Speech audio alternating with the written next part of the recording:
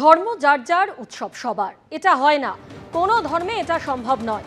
আমরা অন্যের সংস্কৃতিকে অবশ্যই মর্যাদা দেব, কিন্তু ধর্ম যার যার, উৎসব তার তার।